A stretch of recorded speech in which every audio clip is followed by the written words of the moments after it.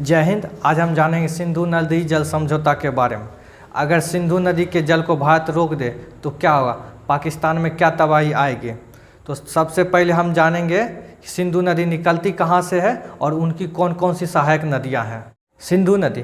सिंधु नदी तिब्बत के मानसरोवर झील से निकलती है और यह जम्मू कश्मीर होते हुए पाकिस्तान के बीचों बीच होते हुए अरब सागर में मिल जाती है। वैसे तो इसकी बहुत सारी सहायक नदी हैं, लेकिन इनमें से 5 नदी प्रमुख हैं। झेलम नदी जम्मू कश्मीर के शेषनाग से निकलती है और यह चेनाब नदी में जाकर के मिल जाती है। चेनाब नदी चंद्र प्लस भागा के संगम से मिलती है।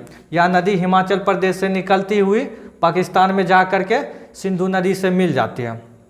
रावी नदी हिमाचल प्रदेश के रोहतांग दर्रा से निकलती है और यह नदी चेनाब नदी में जाकर के पाकिस्तान में मिल जाती है।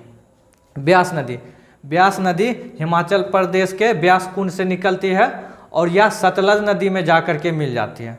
सतलज नदी तिब्बत के राकसताल झील से निकलती है और यह जाकर के चेनाब नदी में मिल जाती है। सिंधु नदी की सबसे बड़ी सहायक नदी सतलज नदी है।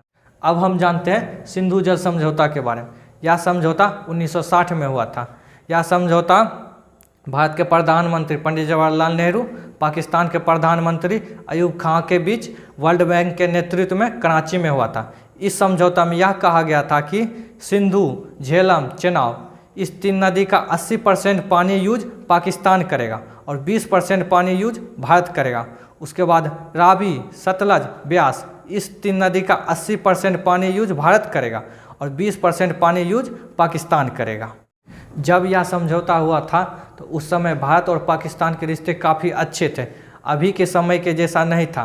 भारत और पाकिस्तान के रिश्ते में कड़वाहट 1965 के युद्ध के बाद आई। अब हम बात करते हैं, अगर भारत सिंधु नदी के जल को रोक दे तो क्या होगा। सिंधु नदी को पाकिस्तान की जीवन रेखा कहा जाता है। जिस तरह से गंगा नदी को उत्तर भारत की जीवन रेखा कहा जाता है और गंगा नदी के किनारे 4 राज्य बसे हुए हैं, उत्तराखंड, यूपी, बिहार और बंगाल, और पूरे भारत का 30% जनसंख्या इसी गंगा नदी के किनारे 4 राज्यों में बसे हुए हैं।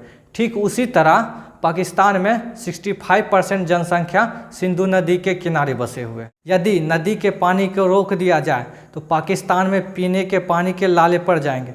यहाँ पे सिंचाई नहीं हो पाएगी, डैम बंद हो जाएंगे, बिजली का उत्पादन नहीं हो पाएगा और सारे कारखाने ठप पड़ जाएंगे।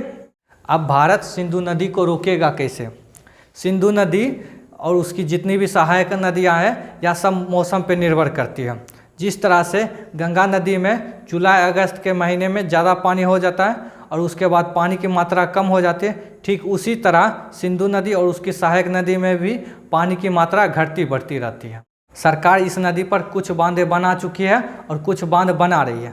पाकिस्तान के मना करने के बावजूद भी इस पर बांध बना रही है। पाकिस्तान को इस बात का डर है कि कहीं गर्मी के समय में इस पानी को रोक ना ले और जब बरसात का समय आएगा, बाढ़ का समय आएगा तो इसे पानी को खोल ना दे। अगर भारत सरकार ऐसा करता है तो यह पाकिस्तान पूरा तरह से बर्बाद हो जाएगा। यहाँ पे गर्मी के समय में सूखा पड़ेगा और बरसात के समय में बाढ़ आ जाएगी। भारत यहाँ पर जानबूझ करके बांध बना रहा है ताकि पाकिस्तान पर दबाव बनाया जा सके। तो आज हमने जाना सिंधु जल समझौता के बारे में। अब मिलेंगे नेक्स्ट वीडियो में, तब तक के लिए जय हिंद।